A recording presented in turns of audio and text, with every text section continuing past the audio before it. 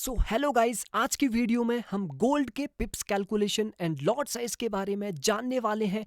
अगर आपको इसके बारे में पता नहीं है तो ये वीडियो आपके लिए काफ़ी इंपॉर्टेंट रहने वाली है, क्योंकि आपको नहीं पता कि आप किस ट्रेड में क्या रिस्क रिवॉर्ड के साथ ट्रेड प्लेस कर रहे हो।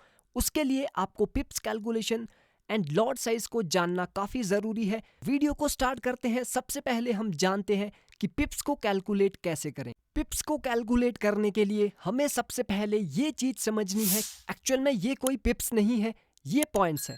बेसिकली मैं आपको एक एग्जांपल देता हूं कि मार्केट 2615.000 से स्टार्टिंग हुई एंड 2616.000 तक गई। तो ये क्या हुआ, एक पॉइंट हुआ। 2615 टू 2616 वन पॉइंट हुआ। तो वन पॉइंट का मतलब क्या है? वन पॉइंट को सबसे पहले यहां पे समझते हैं कि 2615 से स्टार्ट हुई मार्केट एंड 2616 यहां पे है। तो इसके बीच में भी आपको गैप देखने को मिलते हैं कुछ इस तरीके से, 0.100, 0.200, 0.300, देन 4, 5, 6, 7, 8, 900। एक्चुअल में जो ये 10 पॉइंट्स का यहाँ पर ये गैप बनता है, इससे हमें कैलकुलेट करना है कि पिप्स कैसे काउंट किए जाते हैं। तो बेसिकली जो एक वन पॉइंट का गोल्ड का एक रूल है कि one point is equal to 10 pips. Same अगर मार्केट 2615 से 2617 यहां पे गई है, वन पॉइंट इसका मतलब है 10 पिप्स।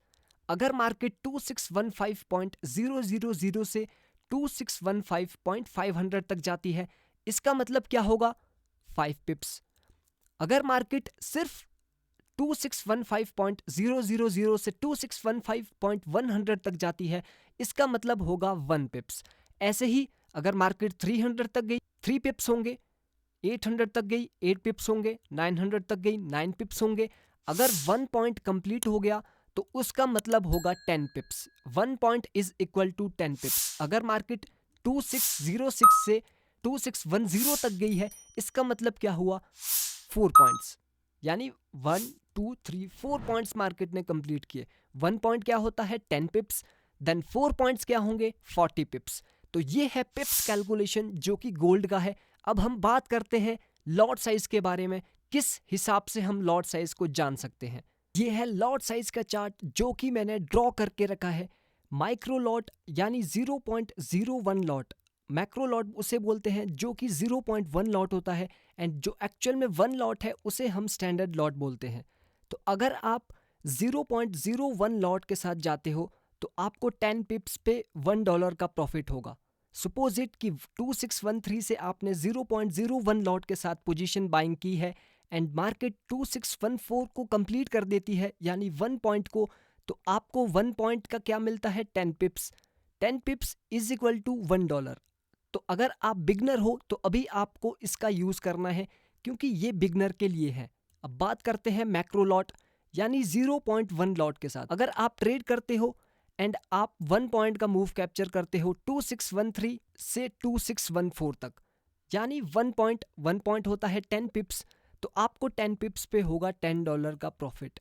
अगर आप स्टैंडर्ड लॉट से जाते हो 2613 से मार्केट 2614 1 पॉइंट कंप्लीट करती है, तो आपको 10 पिप्स का मिलेगा $100। तो इससे आप पता कर सकते हो, रिस्क मैनेजमेंट बना सकते हो कि मुझे कितने लॉट से पोजीशन बाइंग करनी है या पोजीशन सेलिंग की करनी है।